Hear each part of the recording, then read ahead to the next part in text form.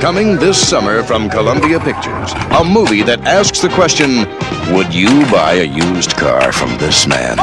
Here at New Deal Used Cars, we are stripping away inflation. We're taking off those high prices. Or this We man? have a group of the moral charlatans masquerading as businessmen. They will stoop to the lowest. Mostly, Roy.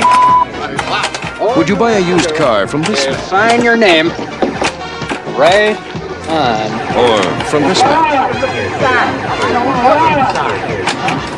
Oh, just get in the crowd. Get in there. Well, these people did.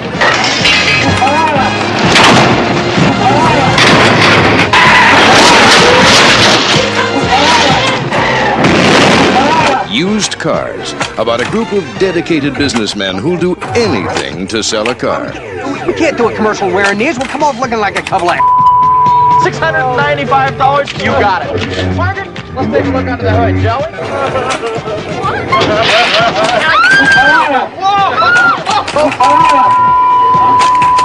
Hey, look, Bear. Now, wait a minute, what the hell is this? Is this a 1977 450 SL for $24,000? That's too high! No, he just said. Did you notice that? No, that's a violation. Used Cars. It's a dirty business.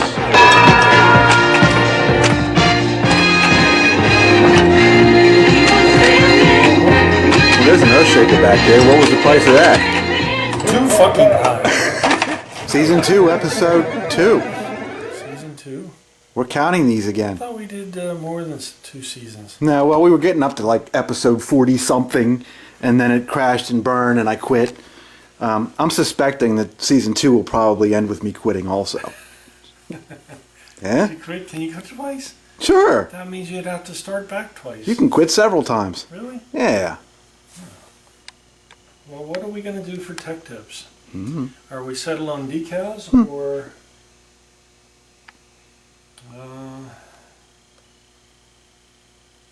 All I know is we're going to keep this short of a full camera's worth of film, or I'm going to throw the camera in the trash on the way out. Oh. Trash can there, and I don't know what to do with the other one. Alright. You want to do decals? Okay. Okay, over here. Candace said that you're not very concise, Concise, what's that mean? I don't even know what that means. and you don't give much in the way of step-by-step instructions on how to do something. What is concise? Concise means not a whole bunch of blabber unrelated to what you're trying to do. Oh, I give too much blabber unrelated to what I'm trying to do? Yeah, and it confuses the You told me operation. to do it because you said that's what people watch. That is what people watch. Hell. Like we could make this video on how to do these decals, and probably the whole thing could be 20 seconds long. Okay, are we done yet? Transfer tape. Step 1, get the right stuff. Yeah, this. This is called 3M transfer tape. And it's very, very thin. Yes. Step 2, take the old one off. Mm-hmm. Oh, are you going to go by the Candace thing? Yeah. Neat. She actually watched your video. Did she? Yeah. She bored? I gave her a job. And then what you got is this. And these are pretty thick. And they're chemical resistant. Generally speaking, yes. Yeah, generally speaking, they are. I don't know if I would try just any and every chemical on them. No. I like this. Goof off. Well, I was going to say goo gone. This is stronger. Is it? Okay. Oh my. Goof off. Yeah, goof off actually, a goo gone would actually be okay because I also have that. I got, Okay. what do I got? Well, if you got something that's better, use that. That's I fine. got the gooey spray Yeah. stuff. Okay. Yeah, I know. The gel stuff. But this stuff is thin and it's clear and this is super strong. Okay. Compared to the gel stuff, this is a lot stronger. I really like how you picked a very small decal, making the final portions of this far easier than they would really look if you were doing them with a normal decal. Well, you could have filmed me doing the NBA because it had, I forget how many decals. And then you want to clean the decal. What I like to usually do with it after this is I like to clean it with soap and water. So you have a nice clean decal. I actually run them under the sink. Yeah, me too. Step 3. Step 3 is you get your transfer tape. I don't like this format, it's boring. Don't you? No. Oh, now be nice, man. What'd you do today? I don't know. We're way too far on point. Did you go on a service call? Yeah. Did you dodge snowflakes? Yeah. You ready for this? Sure, what are you doing? Well, I usually use a razor blade to hold this out. Ah. And then you can save pieces or not. And you try to put the decal toward the edge. You stick it on there. Okay. And try not to get your fingers on any of the other part of the Because it'll mess it up. Yeah. And try to put the glue on the correct side. Because it's easy to screw that up. Have you done that already? No. I would have used scissors, but okay. And I'd have been done. Would you have been done? I'd have been done. What did we do last week? Scissors? Oh, rivets. I did that whole job, Ray. You were not helpful at all. And you would have been done? I would have been done, and I was done. That thing's back together. If you want more, here's another one. Anyway, you get your decal prepped. Okay. And you take the glue off the corners. And then I like to use a razor blade to get this apart. That's tricky. And you just want to bend the paper away without stabbing yourself like this. And now you don't want to put your fingers on the finished glue. No. You'll have a thumbprint. In fact, I would recommend at this point just peeling back a portion of it so that it gives you something to hold it with. You could, yeah. Right? Like you're doing right now. You're not going to take it all the way off. You're going to leave yourself a section to hold it with. Right. You figured out where it went. Make sure that area is clean.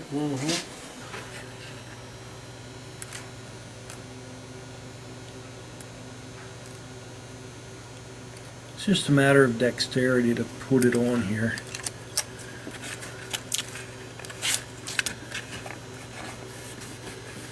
And that material gives you a nice, clean, clear job. Yeah, it does. You can smooth it out by pressing on it. I wouldn't suggest heating it. It's not necessary. The first ones I tried to get it smoother than what it was doing, and Yeah, you tried tried to make it heating perfect, and it made it worse. Yeah, I had to abandon. And you can always redo this by taking it back off. And that's really how you do decals. The larger ones can be more difficult, you know, like To line up, yeah, when you go. yeah. And to cut out and do, but it's the same operation, and we don't need to show you what's more difficult to manage with, because like This is relatively easy. It's got one here and one there. I mean, the rivets was the same thing. I mean, it was, if you'd have seen me trying to prop those things up by myself with the anvil, it was a nut job, but the tactics are still the same. but there's all different kinds of ways to do it. Once you do these a few times, you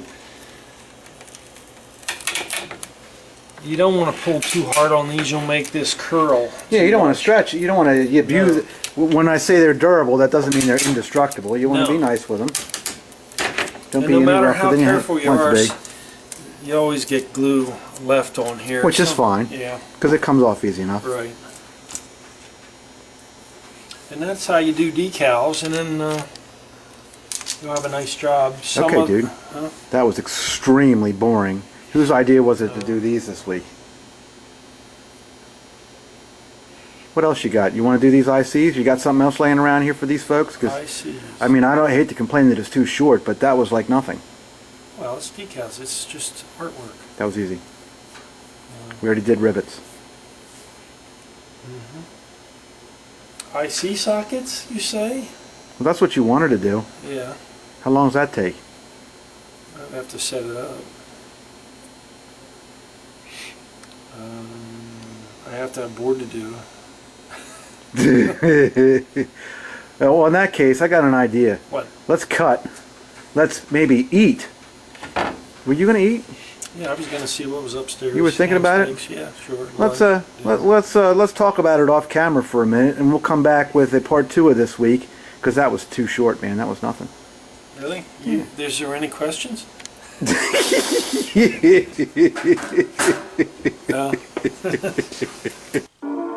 Captain's log. I'm tired. So tired. I can't believe my own partner attacked me. Maybe if I occupy his mind with more duties, I can control his space madness. So Ray's Tech Tips, It's All Crap, Ray, has more than 3,000 views, and it's like an hour and a half long. Wow. It looks like we covered, I don't know, we covered the solder sucker, and we covered, I think, writing the programming EPROMs, maybe? Yeah. Right? We did Yeah, that, and reading, erasing yeah. them, we did that. And we took a look at the Kings and Queens that you were working on, and it looks like we took a look at your Williams test bench, maybe? Yeah. So we did like 6 things in one episode. Does your kid do anything besides play video games? No? Okay. Oh yeah, we covered all that stuff. Oh, there was a pack cover. Is IC sockets too close to what we did? Not really, and that was a year ago, and I don't know. It wasn't in there, so... Well, talk about the reasons for doing it. Why do you have to do it? And yeah, specialize on that, right? That'd be cool. I don't think we've ever done that. They wear out. This is probably one of the most common sizes. This is a 24 pin, and there are a couple different types of sockets. Somebody's going to tell us we already covered this. That's going to be funny. No, they won't, because we didn't. Because Okay. I would remember that. Now, when you're ordering these, you gotta know what you're ordering, because they have different widths. And this is what is called a machine socket. Okay. It is gold plated inside, and it's a round hole with like a bevel to get the pin in. These are more of a deliberate contact than this. This is a side contact socket. Open frame is what it's called. They're both open frame, actually, which means that they're not solid. Okay.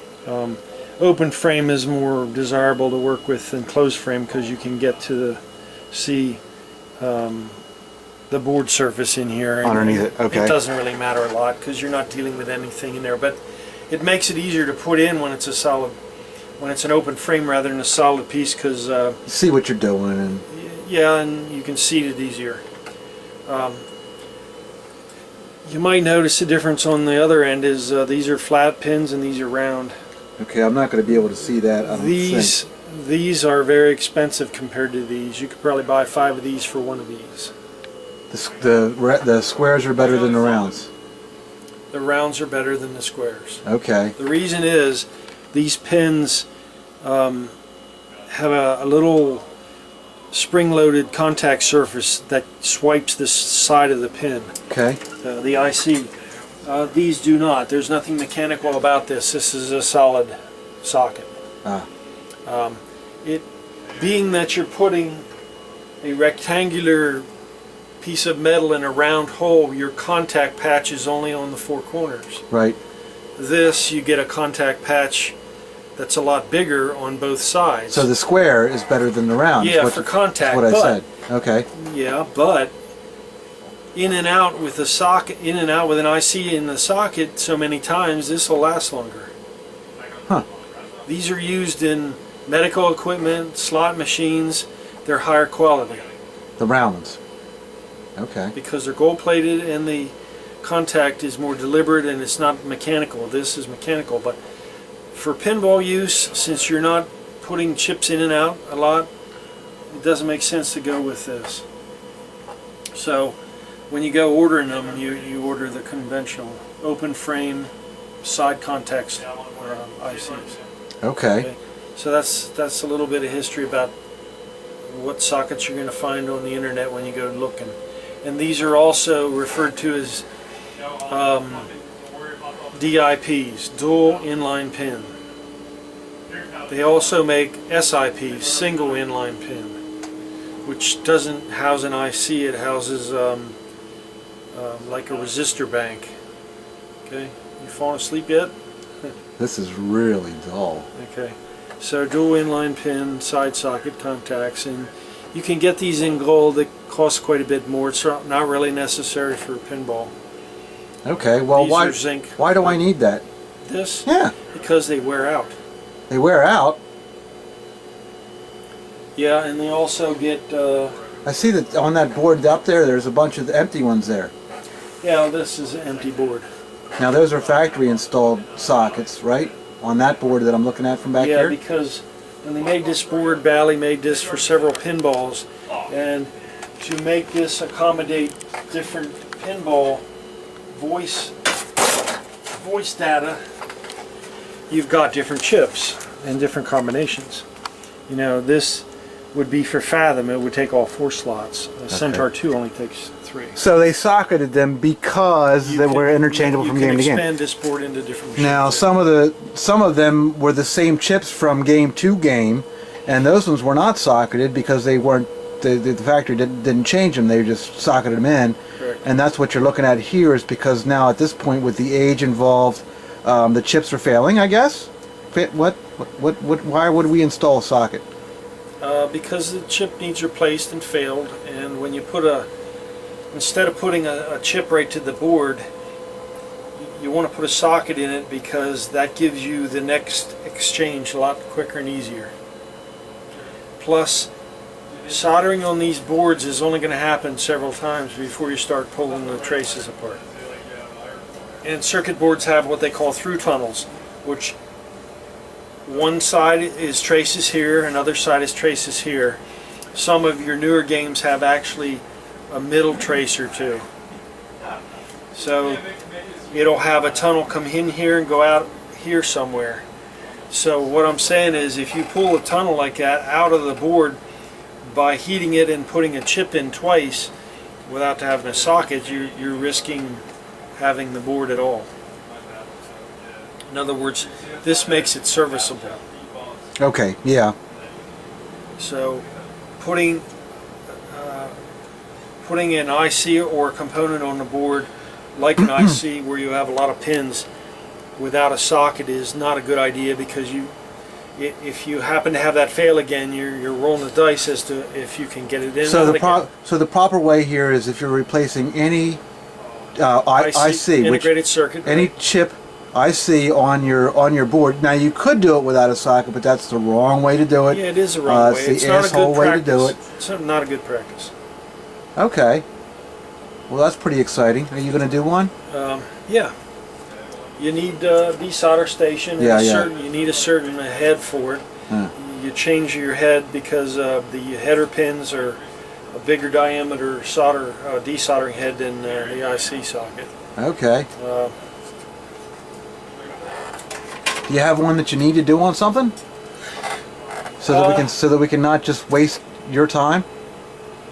Yeah, sure. Okay, should we cut, or you got something like immediately ready? Well, let me change this out and then let it warm up, and you can... Okay, well, we'll cut for that, because we refer back to Tech Tips It's All Crap, I think, what was it, season 16. 1, number 16? Yeah. And search around there, and you'll see how to change the tips and all about that unit there, Ray. You have 2 of them. There's another one around somewhere. Yeah, I'm going to unbox that and put it out in my other work. Don't bring it to me. I don't want it. Yeah, I know. Why don't you want to do What soldering? am I going to do with that? You don't like soldering? No. Well, I'm going to tell people in the pinball interest community, let's just say, if you cannot solder, then this is a dead end to do, because this is 90% solder. These things here, you've got to learn how to solder. Everything from a lamp socket to a flipper to, you don't have to get into board repair. It's kind of intermediate. You can actually buy new boards in exchange, but Okay. Well, there's a tech tips idea, Ray. And I know we've covered it in pieces. Okay. But just really the tricks to soldering. I know we've touched on it in pieces. Maybe you can do an overview on what's up with heats, and can we do it with something that you know, your average person out there is going to have to use instead of that, because that you don't have that in the field, and neither does anybody else. Right. Okay, I'm gonna go grab some M&Ms. That could be a little tech tips coming up sometime in the near future too. Just we could to do that. refresh people, moving stuff still. Okay, yeah. Well. That's why this shop is almost set up.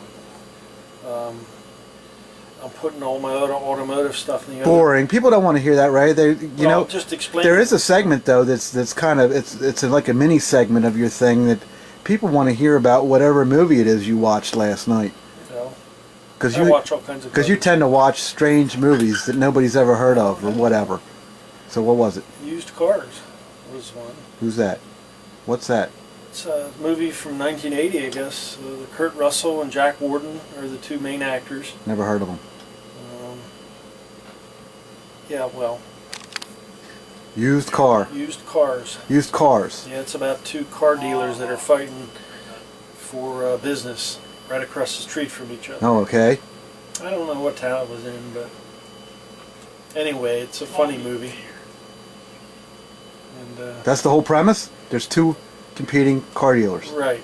Okay. And the one, they both do TV advertising, and the one video edited the other one's TV advertising. Nice. You'd appreciate this. Who would do that? Yeah. He edited it, making it sounded like he had more cars. In other words, false advertising. He edited the TV commercial of the other guy. False advertising? There's none of that in pinball. No? No. There's just misinterpretation. Okay. Right. So anyway, that's what the comedy is about these two car dealers. Okay. And the way they go about doing it's funny. And before the one got edited, the other one was advertising with strippers. Oh, he's using strippers? Yeah. Oh. And then the other one across the street was just trying to do TV advertising of a normal nature, and it wasn't working. So then that's when he decided to edit the other guy's advertisement, the guy with the strippers, because he was underhanded. But they were brothers, okay? And their last name was Fuchs. Or Fox, however you pronounce it. F-U-C-H-S. I see. Fuchs.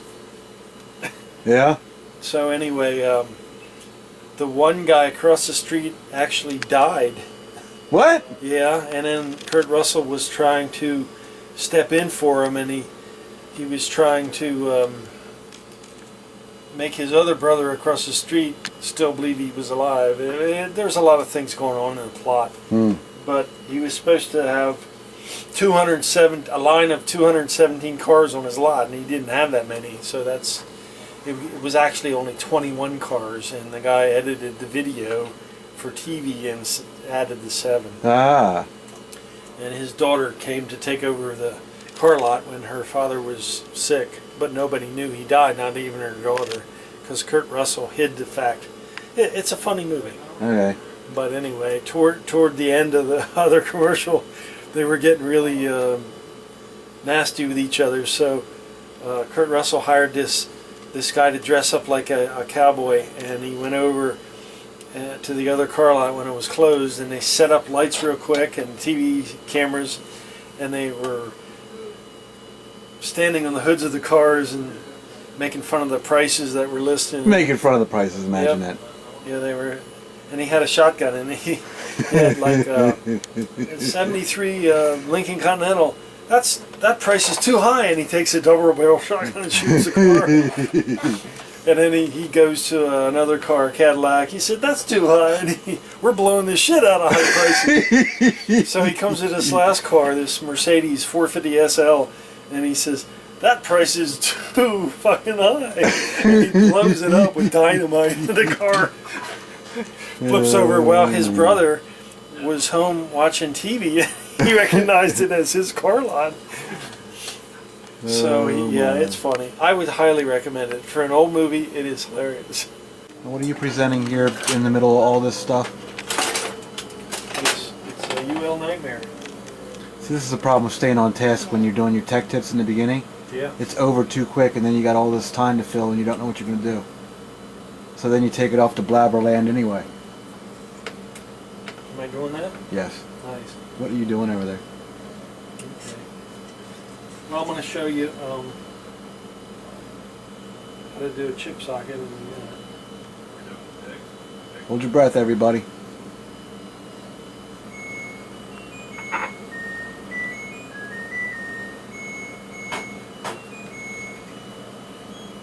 the thing sings. What the fuck is that? That's a dryer. What do you got over here? You got to come up with a. What is that, Riggins? Right, that looks ridiculous. Yeah, I got it.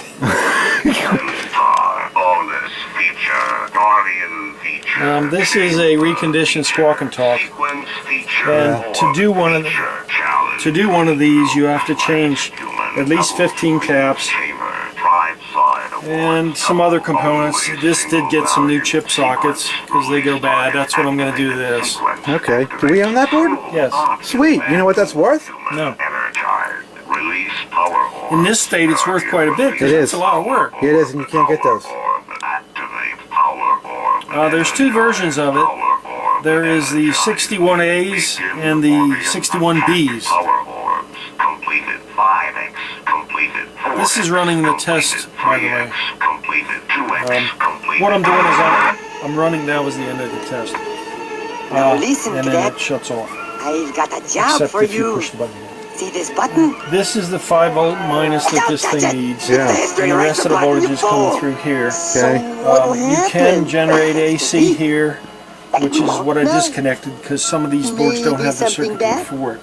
It's supposed to take 6 volts AC, which I have here, turn it into minus 5, and then it runs the board with 12 and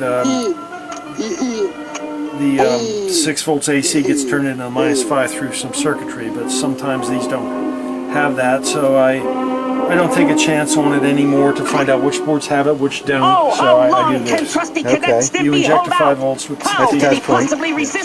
The rest of the stuff comes here and you hook a speaker up. And these have their own processor that runs them. So this is how you would go and do this. And, Neat.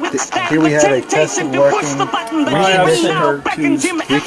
If you put any chip in here, you change your jumpers. Yeah. But yeah, this is a reconditioned 61B Squawk and Talk. Guess what? You can sell it. What are you going to buy? The difference between A and B is the B has the data board for the say it again connected. And it also has some other circuitry Okay. that interface it with the say it again. Well, the Centaur would have to say it again, wouldn't it? Tune in next week as... Okay.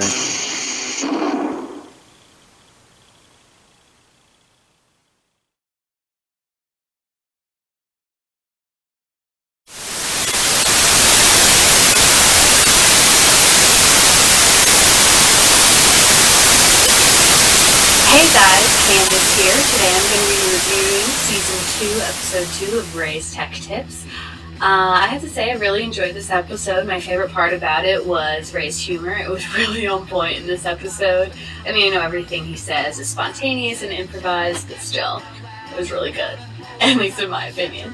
Like I really liked in the beginning when Mike's like, oh, this has to be short, if not, I'm going to throw the camera out on my way out. And Ray's just like completely unfazed. And he's like, okay, well, I'm going to start showing this. First thing, the trash can's over there. And then just unfazed, like I said, continues doing what he's doing and explaining what he's doing. And then later on when Mike's like, oh yeah, Candace said this will be concise, this will be like 20 seconds. Ray's like, oh, so we're done already? I thought that was pretty great. What I didn't like about it was that Mike made me sound really mean when he was telling Ray that I wanted him to be more concise. My point was more that just when someone's like searching YouTube and looking for like a how-to video, they want to learn how to do something, and they see one that's 12 minutes long and they see another one that's half an hour long, they're going to pick the 12-minute video to watch because, you know, they're going to want to complete a task as quickly as possible. So that's just a thought to consider. Like maybe you could release those full-length episodes and then maybe some shorter ones that are just like those how-to tutorials. I don't know, completely up to you. You asked for my opinion, so I'm giving it to you. Disagree or agree, do with it what you will. Anyway, so what I learned about pinball was about decals. They seem like pretty easy, like I could handle that. But the other thing that involves soldering, I don't think I could do because I would probably find a way to hurt myself. It sounds a little bit difficult for me. I definitely have to be supervised by Ray and Mike. What I learned on pinball, more about Ray's opinions on movies. I don't know if that movie would really be my taste, but who knows? I'm sure it's funny. Maybe I would enjoy it. I kind of just like watching movies in general. Anyways, in other news, I don't know if you guys know about this already, but I was pretty excited when I found out French Toast Crunch, the cereal, came back. But General Mills discontinued it like 8 years ago, and then finally they're bringing it back. And I thought all online petitions were completely useless. Apparently not. So anyway, enjoy next week's episode of Ray's Tech Tips and get yourself some French Toast Crunch.